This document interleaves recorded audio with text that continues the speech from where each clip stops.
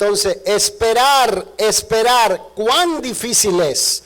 Cada vez que yo pienso en lo que significa esperar, siempre grafico mi persona viajando en un tren. ¿Cuántos han viajado en un tren aquí? Bueno, sí, los que no han viajado en tren tienen que imaginarse lo que les estoy diciendo. Cuando uno va viajando en el tren, dependiendo de la velocidad que lleva, uno va mirando por la ventana. Y en la mayoría de nosotros, sea tren, autobús o donde quiera que vayamos viajando en velocidad, tenemos la tendencia a querer mirar antes de llegar a la escena. No nos conformamos con lo que va pasando a nuestra vista, sino que siempre queremos, y si nos dan el chance, sacamos la cabeza para mirar lo que está delante. Porque la mayoría de nosotros queremos llegar a destiempo, queremos llegar fuera del momento, por lo menos para saber qué es lo que viene. ¿Cuántos se sienten identificados con eso? Sí, yo soy así, yo quiero ver las cosas antes. Y me he dado cuenta que requiere de nosotros pasar por una escuela para aprender a esperar en otras cosas importantes de la vida. Aunque quizás esto parezca insignificante. Escuche lo que dice este pasaje en el Salmo 27, versículos 13 y 14. Dice, si hubiera yo desmayado, si no creyese que veré la bondad de Jehová en la tierra de los vivientes, aguarda a Jehová, esfuérzate y aliéntese tu corazón, sí, espera a Jehová. El mandato de este salmo es esperar a Jehová. Y el escritor del salmo está pasando por una especie de estados del corazón o estados de ánimo, por lo cual escribe este salmo inspirado por el Espíritu Santo. Y al meternos al pensamiento de este salmo y a otras partes de la escritura, aprendemos lo que significan los verdaderos procesos de Dios por los que Dios pasa a los creyentes. Y cuando pasamos por esos procesos de Dios, aprendemos a depender del Señor y no de nuestra propia sabiduría ni de nuestra propia prudencia, sino de la mano sobrenatural y soberana de Dios sobre nuestras vidas. He aprendido, mis amados, que una vez que usted y yo le hemos soltado la rienda de nuestra vida, de nuestro destino al Señor, Él se va a encargar de poner las cosas en orden, cada ficha y cada pieza en su lugar, para que su plan eterno se cumpla y se concrete en nuestras vidas. En la teología se lo hace llamar como la ley de la providencia divina. Esa ley que hace que todos los eventos de nuestra vida se encaminen al propósito eterno que Dios tiene para con los que le aman.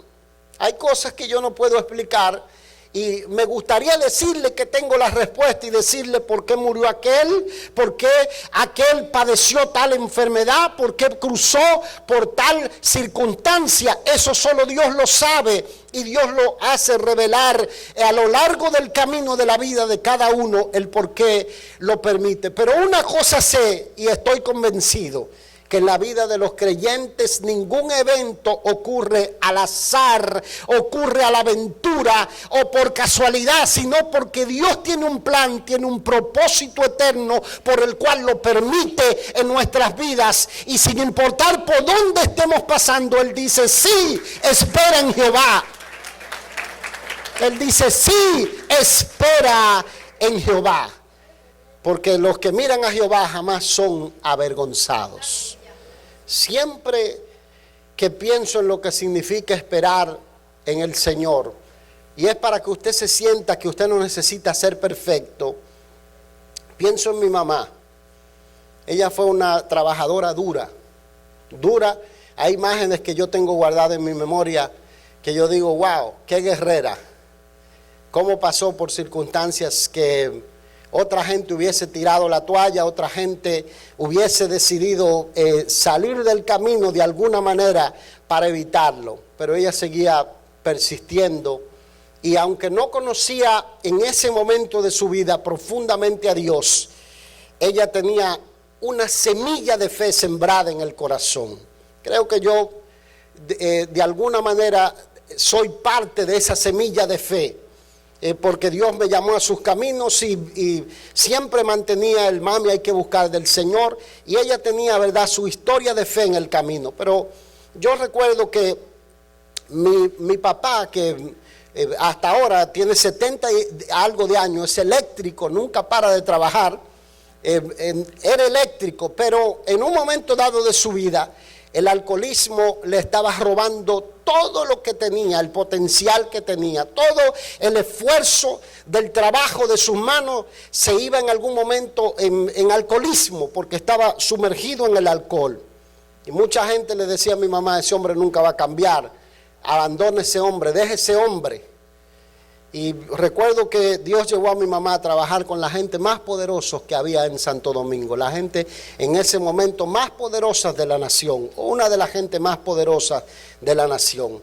Le hicieron ofertas de diferentes tipos. Mi mamá venía y nos decía: mira, me ofrecieron esto, aquello y lo otro, no voy a dar detalles, pero siempre yo notaba cuando se apagaban las luces, que todo el mundo se iba a acostar, que en medio de la habitación yo miraba a mi mamá salirse del mosquitero de la cama y ponerse de rodilla y orar por sus hijos, orar por su esposo, esperando la intervención de Dios de alguna manera.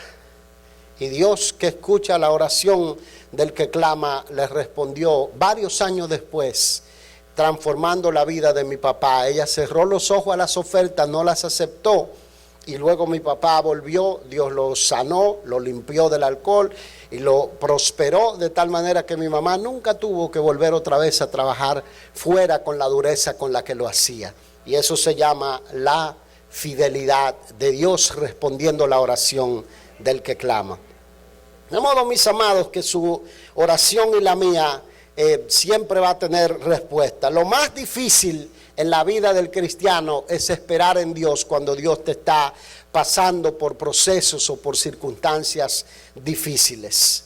Es muy difícil, pero nosotros tenemos que entender que hay decisiones, hay proyectos, hay planes que si lo tomamos o decidimos hacerlo fuera de la voluntad perfecta de Dios para nuestras vidas, nos sacan del plan perfecto de Dios para nosotros o retrasan el plan de Dios para nuestras vidas. Y nosotros tenemos que aprender a pasar por la escuela de la paciencia, por la escuela de la perseverancia, por la escuela de la madurez en la fe, y eso requiere, diga conmigo, esperar.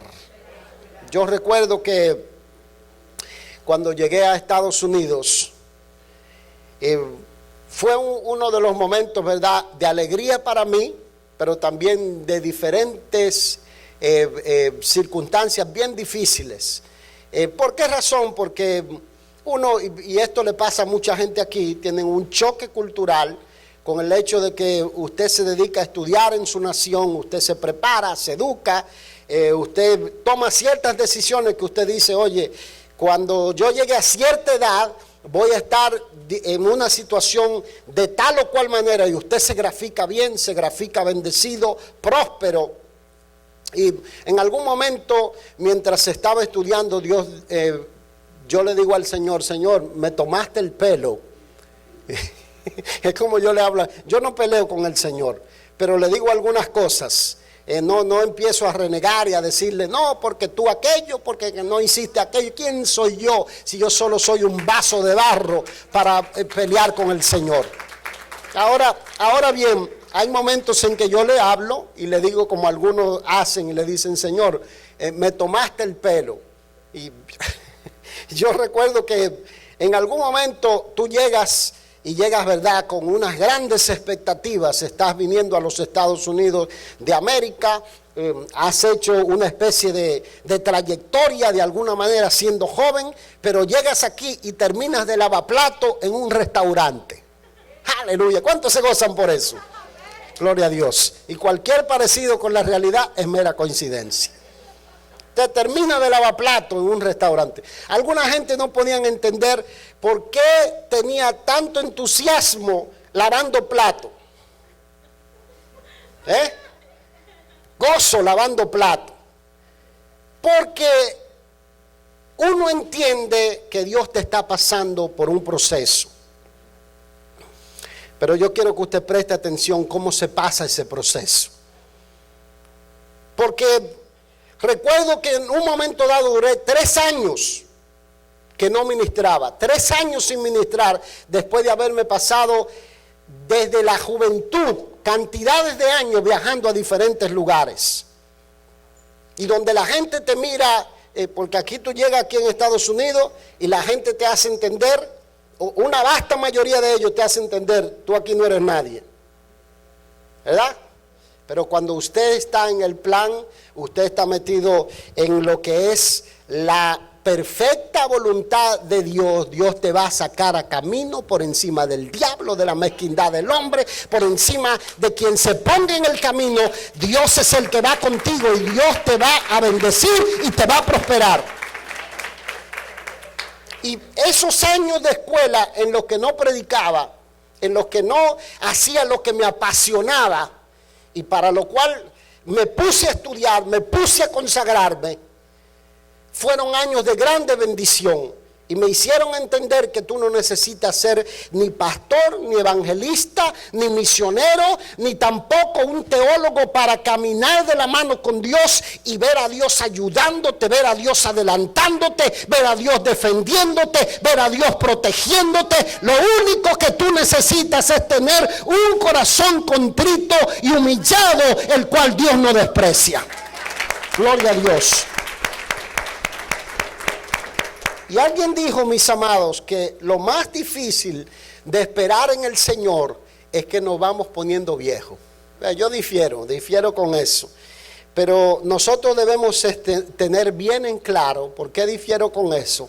Que esperar en el Señor no significa dejar de hacer o el cese de actividades, o detenerte o meterte en un freezer a ver si es que ocurre, o encerrarte en un cuarto oscuro a ver si es que Dios te ayuda, o vivir en depresión porque no te están saliendo las cosas como tú quieres. En el proceso de la espera es el momento de caminar sobre las aguas, es el momento de soltarle al Señor las riendas de tu vida y esperar que la mano poderosa de Dios toque al hijo por el cual estás orando, toque al esposo por el cual estás orando, toque la mujer por la cual estás orando, te traiga el compañero por el cual estás pidiendo. No es momento de imitar el mundo, no es momento de hablar el lenguaje que habla el mundo, sino hablar el lenguaje que Dios habla, porque Él dice: sí, espera en Jehová.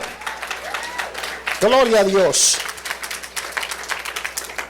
De manera que esperar en el Señor no es cese de actividades, sino la paz de espíritu que nos acompaña durante todo el día. Usted dice, si usted es un ingeniero petrolero y le tocó lavar baño, usted dice: este baño es el comienzo de un gran proyecto. Esto va a ser, oiga, de este baño va a brotar petróleo, ¿verdad? Que eso es esperar en el Señor. Que mucha gente se deprime, ¿no? Y por ahí empiezan, y tú no tienes un fármaco que me dé, y el diablo se lo empieza a llevar. Y el Salmo dice: aguarda a Jehová, esfuérzate y aliéntese tu corazón.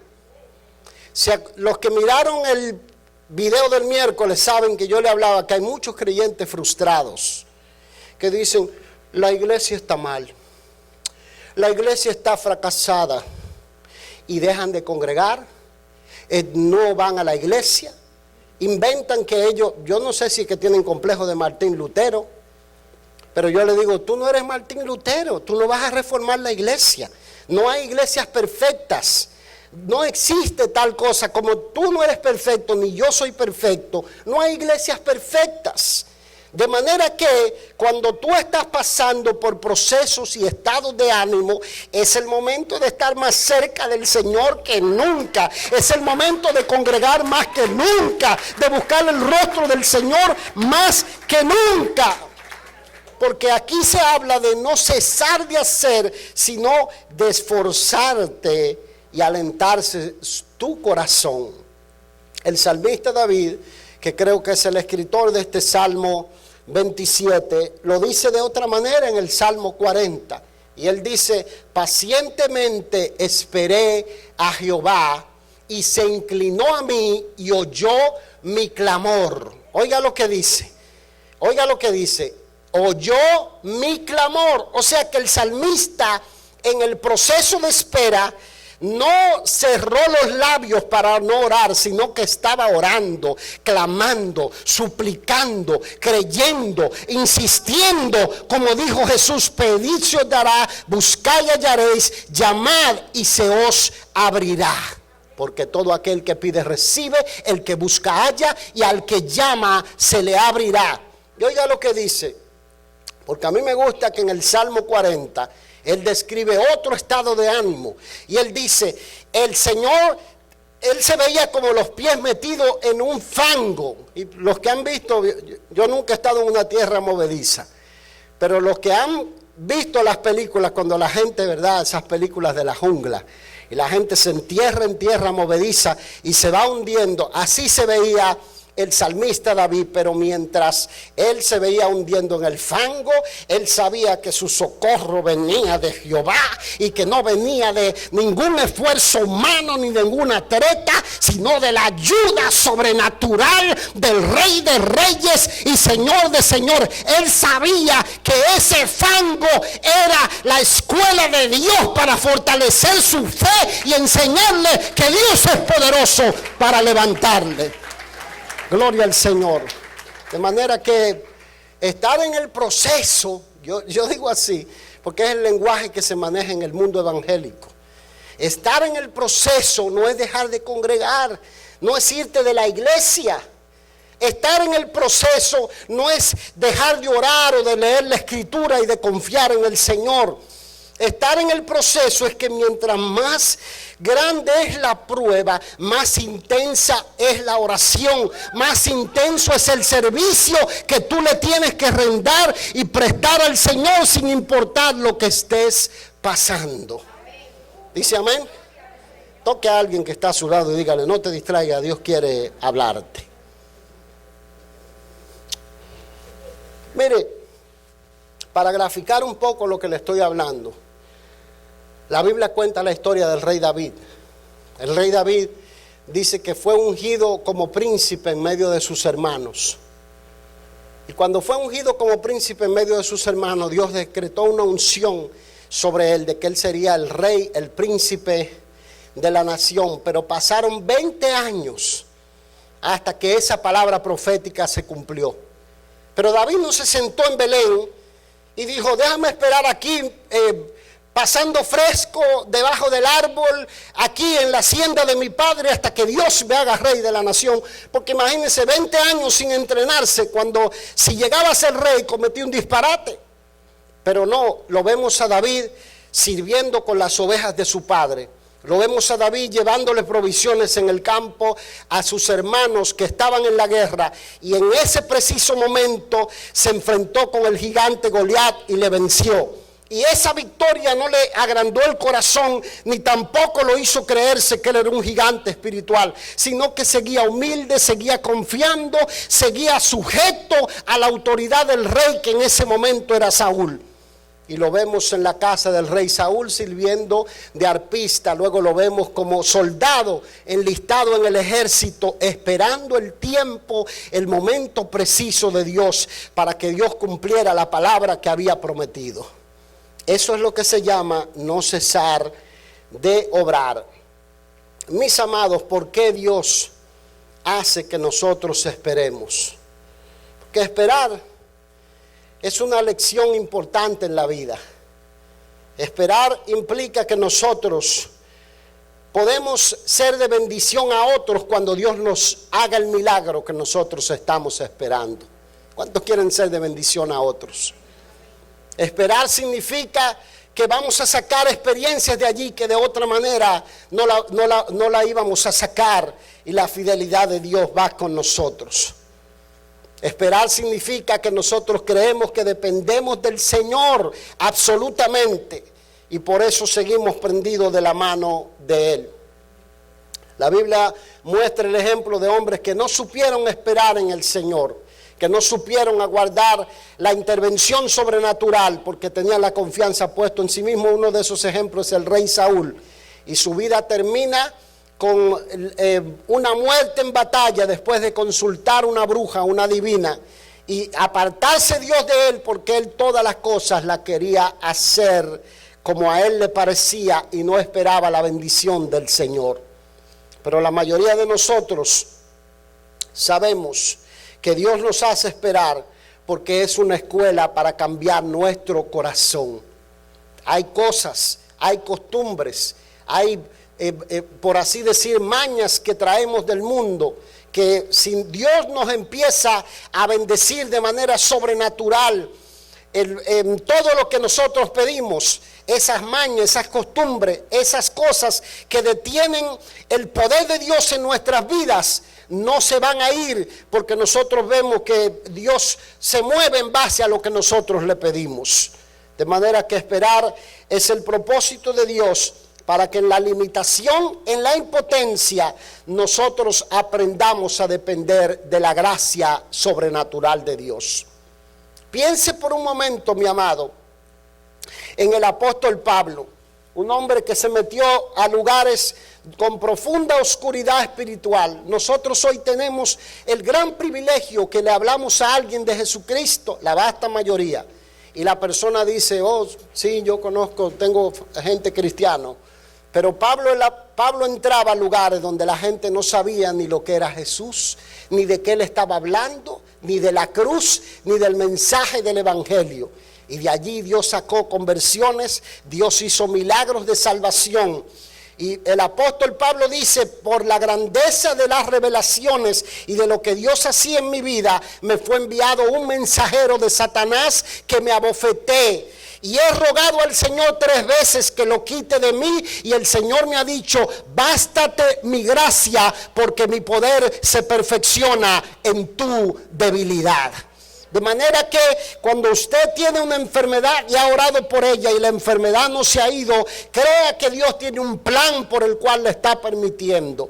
Cuando usted está tratando con un jefe difícil y usted lo ora de diferente manera y la persona no cambia, crea que Dios tiene un plan por el cual lo está pasando por esa escuela. Pero Él vendrá y te ayudará en el momento preciso, en la hora precisa, en el tiempo perfecto, porque Dios no llega ni un minuto tarde para los que confían en el Señor.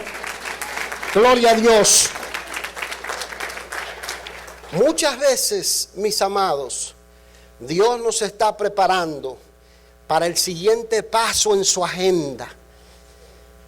Porque Dios no salta los pasos, Dios va tratando contigo.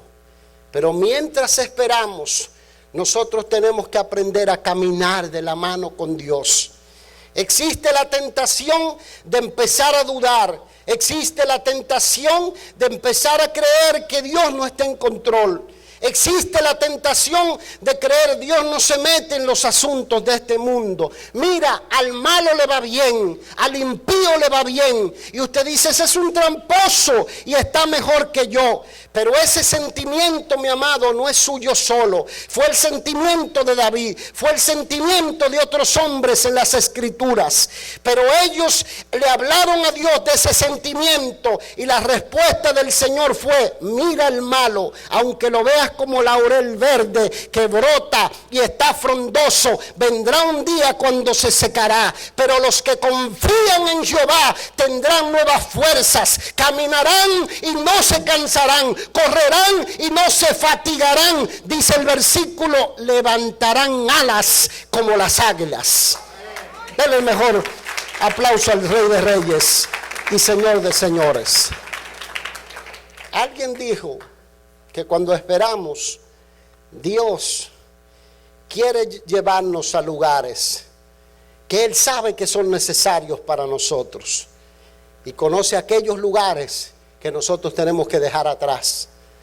De manera que esperar es un privilegio.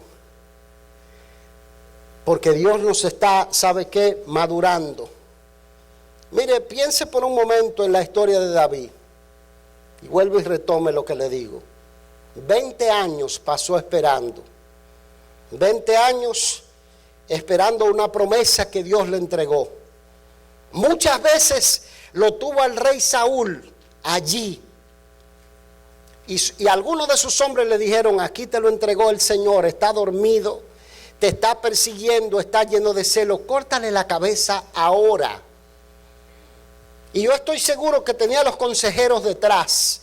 Córtale la cabeza ahora, es tu turno, tú eres el ungido, Jehová lo dejó hace tiempo. Pero David decía: líbreme Jehová de poner mis manos contra el ungido de Jehová. Porque David sabía que si él buscaba la solución por sus propios medios, buscaba la solución por su propia astucia, otra sería la historia del rey David en este momento en que la estamos contando. Pero la historia sagrada nos muestra que David esperó en el Señor, y cuando fue el momento de entregarle el reino, toda la nación con un solo corazón dijo: este hombre ha peleado las batallas de Jehová, es el ungido, es el rey, vamos a ponerlo y a confirmarlo sobre el trono. David siguió esforzándose, siguió sirviendo. Eso es lo que yo quiero sembrar en el corazón suyo y mío y de cualquiera que recibe esta palabra. Porque me he topado con cantidades de creyentes que me dicen: abandoné al Señor porque estoy tomándome un tiempo hasta que Dios me visite. Mira, nunca te va a visitar, nunca vendrá tu socorro, porque Dios no salta los procesos. Tienes que seguir en la escuela de Dios hasta que el poder y la gracia de Dios se hace poderosa en tu flaqueza y en tu debilidad. De manera, ¿por qué Dios hace que esperemos?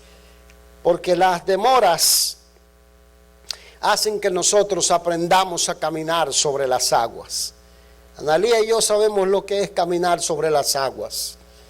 Sabemos lo que es ver la mano de Dios. Y cuando parece que Dios no va a llegar, que parece que Dios no va a responder, es cuando la mano sobrenatural, milagrosa de Dios ha venido a nuestro socorro en procesos de salud, en procesos financieros, en procesos con familia, con todo.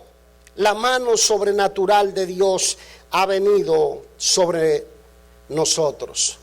De manera que mientras esperamos, nuestra atención debe quitarse de los consejeros que no hablan con la palabra de Dios, de los que te dicen que busque la solución de alguna manera. No es el momento, escúcheme bien las señoritas, no es el momento de empezar a vestirse como el mundo porque el idóneo o el compañero no llega. Es el momento de enfocarse en Cristo, porque Él tiene ese idóneo, ese perfecto que Él va a traer y que te va a tratar como una reina, como una princesa de Dios que tú eres. Gloria a Dios. No debemos desenfocarnos.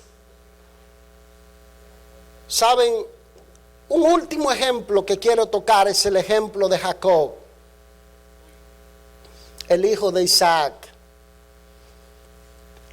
Jacob era un tramposo. Jacob engañó a su hermano para que le vendiera la primogenitura. Lo esperó que viniera cansado del campo, que estaba hambriento. Y como él había nacido de segundo, él quería la bendición y los derechos de primogenitura de su hermano. Era tramposo, era envidioso, porque tenía el combo completo. Y le dijo a su hermano: véndeme, si tú quieres del guiso que yo estoy haciendo, véndeme tu primogenitura. Y la Biblia dice que Esaú no le daba valor a las cosas espirituales. Y le dijo: te lo vendo, dame del guiso ese, y se lo comió. Pero Jacob no se conformó con eso. También le robó la bendición espiritual que el padre declaraba sobre el primogénito combinado con su mamá, le robó la bendición, se disfrazó de su hermano, y el padre, que ya estaba ciego, declaró la bendición de primogenitura sobre Jacob.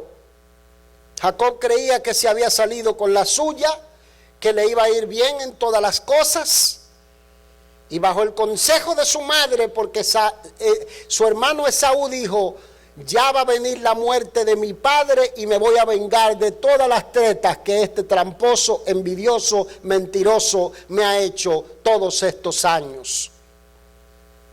Y la madre le dijo: es mejor que tú te vayas a la tierra de mis padres y estés un tiempo por allá hasta que la ira de tu hermano se apacigüe.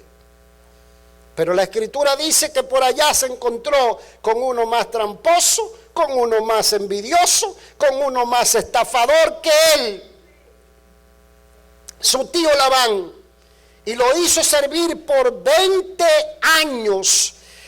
Primero lo hizo servir 14 de gratis, y después lo hizo servir 6 años, cambiándole el salario, un salario de pamplina que nunca lo iba a prosperar. Entonces, en medio de la aflicción, del dolor, de la dificultad, pasando el proceso, Jacob quitó el enfoque de la treta, el enfoque de la astucia humana, y lo puso en el Jesucristo, el eterno Hijo de Dios. Lo puso en el Dios de Abraham, de Isaac y de Jacob. Y entonces dijo: ahora entiendo que la bendición se encuentra en caminar dentro del plan que Dios ha decretado sobre mi abuelo y sobre mi padre. Y en las vigilias de la noche, meditando, el Señor le mostró cómo vendría la salida para que él fuera prosperado. El Jacob tramposo, el Jacob avariento, el Jacob mentiroso, el Jacob envidioso, se transformó en un hombre quebrantado, que tenía la confianza en Dios y no en las cosas materiales de este mundo, y el socorro y la bendición de Dios vino sobre él. Mis amados, para cerrar esta palabra, yo quiero que usted ponga el enfoque en esto, que hay una diferencia entre buscar al Señor y buscar su intervención cuando estamos esperando. Cuando usted busca la intervención de Dios, Dios le hace el milagro. Usted es como el gato que come, agacha la cabeza, se va y se olvida quién le puso la comida. Pero cuando usted busca al Señor de la gloria, usted aprende a reconocerlo, a honrarlo, a darle gloria por el milagro, gloria por la puerta de trabajo, gloria por el compañero, gloria por traerlo con vida a esta nación y no dejarlo morir en el camino, gloria por todo lo que Dios ha venido haciendo sobre su vida y sobre su casa. Y si alguien lo cree, denle la mejor alabanza al Rey de Reyes y Señor de Señores. Gloria a Dios. Aleluya. Inclinen sus rostros, por favor. El Señor nos dice hoy: espera en Jehová y aliéntese tu corazón y esfuércate.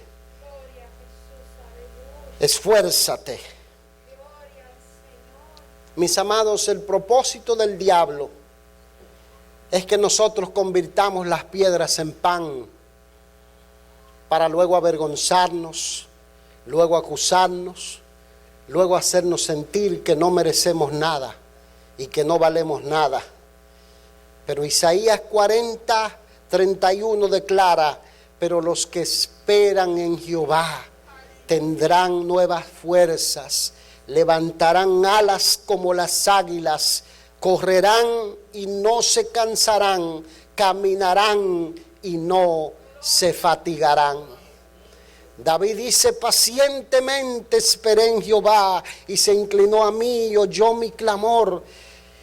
y me hizo sacar del pozo de la desesperación, del lodo cenagoso, del fango, del barro, de la tierra movediza.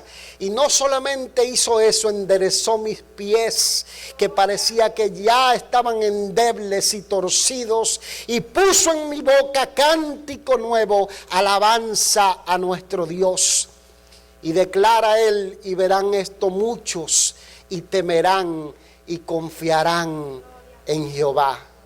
Mi amado, mi amada, tu espera en el Señor, tu espera en el Señor tiene recompensa y va a bendecir la vida de muchos.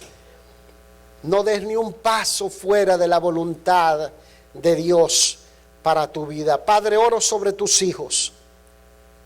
Oro declarando gracia, declarando fortaleza, declarando, Señor, la unción de tu Espíritu, declarando, Señor, la potencia de Dios sobre cada uno de tus hijos, donde quiera que esta palabra llegue, donde quiera que haya alguien escuchando, recibiendo esta oración. Oro, Padre, para que cambies la desesperación en esperanza, en confianza, para que las lágrimas de amargura se transformen en lágrimas de victoria y de fe, para decretar milagros sobre las vidas. Te lo pido hoy, Señor, y te doy toda la gloria y la honra en el nombre de Jesús. Y usted me da el mejor amén que tenga allí donde está.